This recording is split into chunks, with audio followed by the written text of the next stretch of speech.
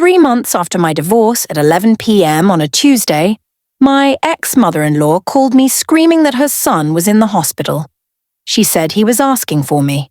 She said I owed him this. She said I needed to bring $5,000 in cash by morning or he wouldn't make it through surgery.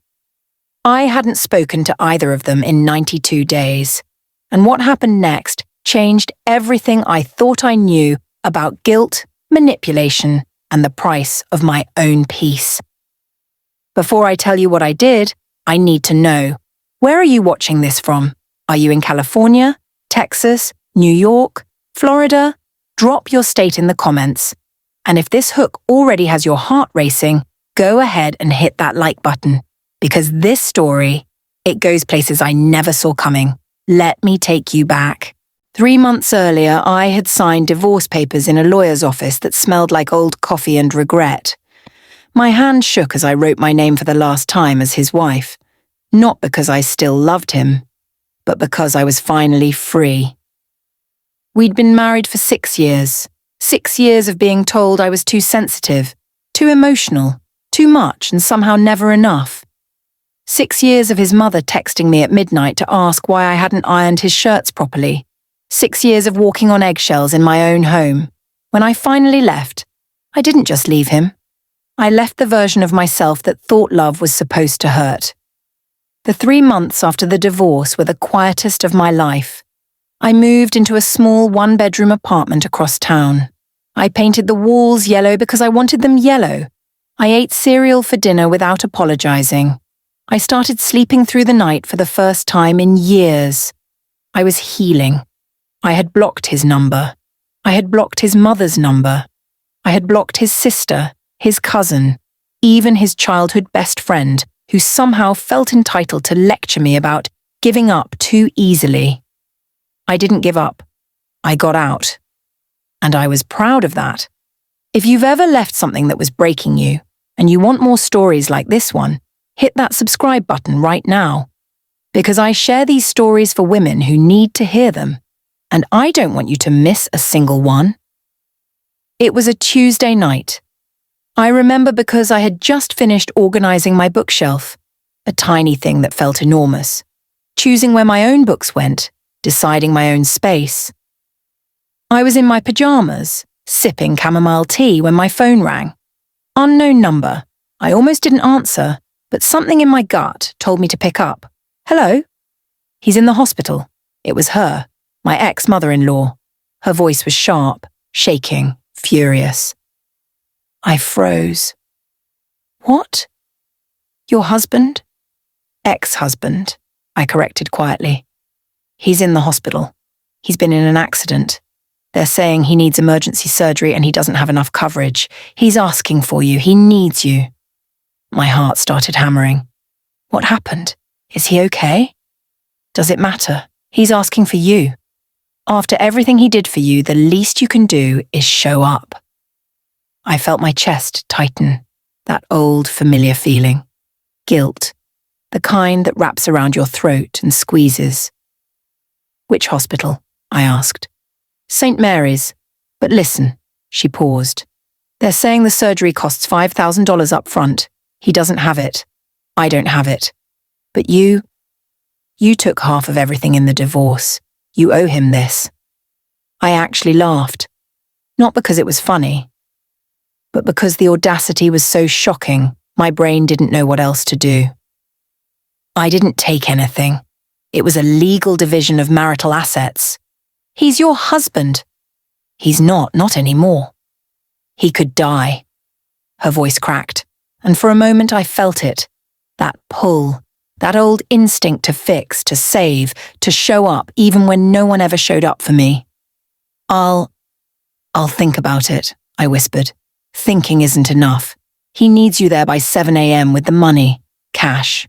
Don't let him down again. She hung up. I sat there in my yellow-walled apartment holding my phone, my tea now cold. And I felt the old version of me trying to claw her way back in. I didn't sleep that night. I paced my apartment. I Googled St. Mary's Hospital emergency surgery. I looked at my bank account. I had the money. Barely. It was my emergency fund. The one I'd been building since the divorce. The one that made me feel safe. I kept thinking, what if he really is dying? What if I don't go and something happens? What if I'm the villain in this story? But another voice, quieter but stronger, whispered back, what if this is just another trap? Because here's what I knew about my ex-husband.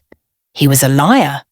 Not the kind who lied about big things, but the kind who lied about small things so often that you started questioning your own reality. He lied about where he was, who he was with, what he spent money on, and when I'd catch him, he'd flip it, make me feel crazy for asking, make me apologize for doubting him. His mother was worse. She enabled everything, blamed me for everything. Even when he cheated, yes, cheated, she told me I should have tried harder to keep him interested. I hadn't spoken to either of them since the divorce was finalized. And now suddenly I was supposed to drop $5,000 in cash because of a phone call in the middle of the night. I opened my laptop. I searched for car accidents in the area. Nothing. I checked the hospital's visitor policy. I even called St. Mary's non-emergency line. Hi, I'm calling to check on a patient. He was admitted tonight for emergency surgery. The woman on the line was kind. Name? I gave it. She paused, typed, paused again.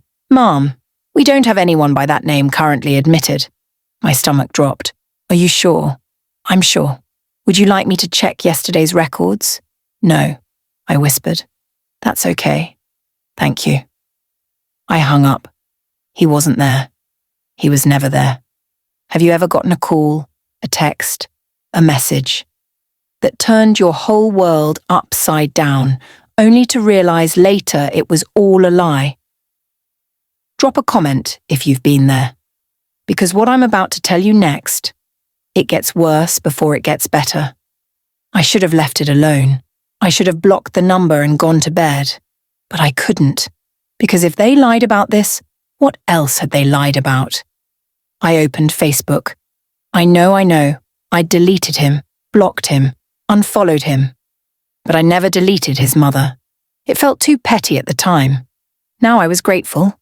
I scrolled through her page, and there it was. A post from 6 hours earlier. A photo of my ex-husband, smiling, healthy, holding a beer at what looked like a backyard barbecue. The caption, so proud of my son for his new job. Celebration time. I stared at the screen. He wasn't in a hospital. He wasn't dying. He was at a party. My hands were shaking. Not from fear, from rage. I kept scrolling.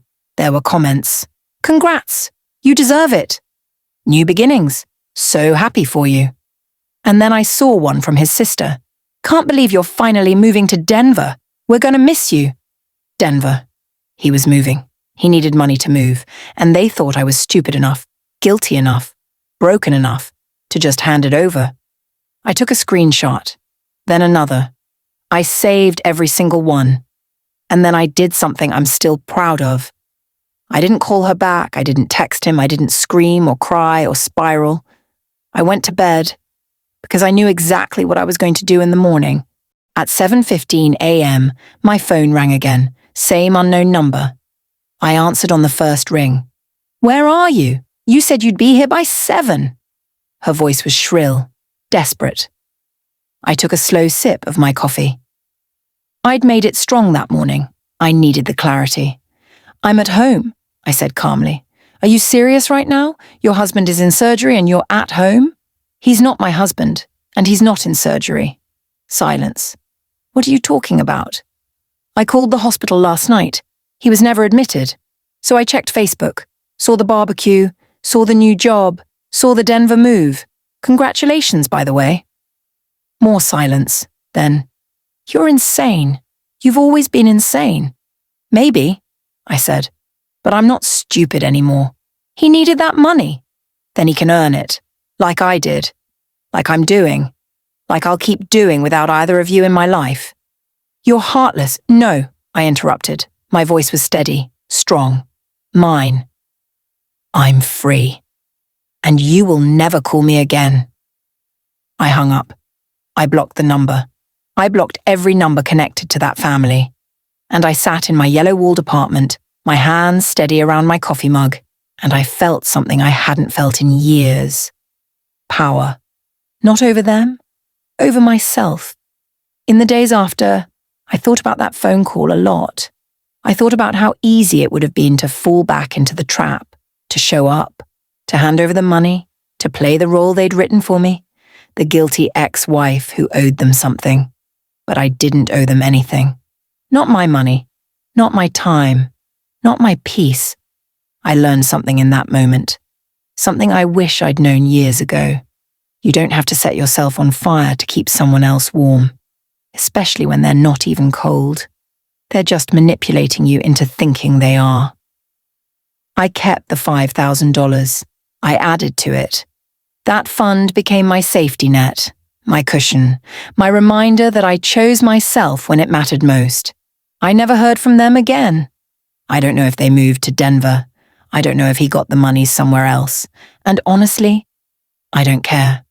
Because my life got quieter after that. Lighter. I started going to therapy. I joined a book club. I adopted a cat named Maple who sleeps on my chest every night and purrs like a little motor. I started to like the woman I was becoming.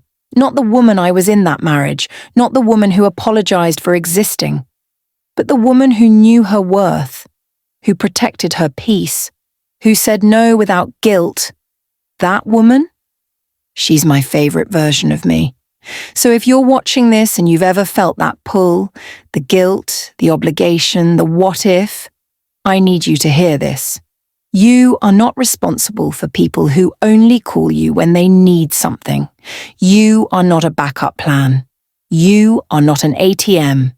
You are not a safety net for people who let you fall. And if someone tries to manipulate you by using fear, urgency, or guilt, that's not love. That's control. Real love doesn't call you at 11 p.m. demanding money. Real love doesn't lie to get what it wants. Real love doesn't punish you for having boundaries. You deserve people who show up for you the way you've been showing up for everyone else. And if that means your circle gets smaller, let it. Because a small circle of real ones beats a crowd of users every single time. Protect your peace. Guard your energy. Choose yourself. Even when it feels selfish. Even when they call you heartless. Even when the old version of you is begging you to go back. Don't. You've come too far. If this story resonated with you, if you've ever had to choose yourself over guilt, do me a favor. Hit that like button. Not for the algorithm, but because it tells me you're out there, that these stories matter, that you're on your own journey to choosing peace. And if you haven't subscribed yet, please do. Because I tell stories like this for women who need to hear them, women who are healing, women who are learning to say no, women who are becoming the version of themselves they were always meant to be.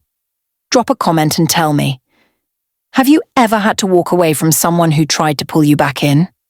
I read every single one, and I promise you're not alone. Next time, I'm going to tell you about the wedding I was uninvited to. And the secret I discovered that made me grateful I didn't go. Trust me, you won't want to miss it.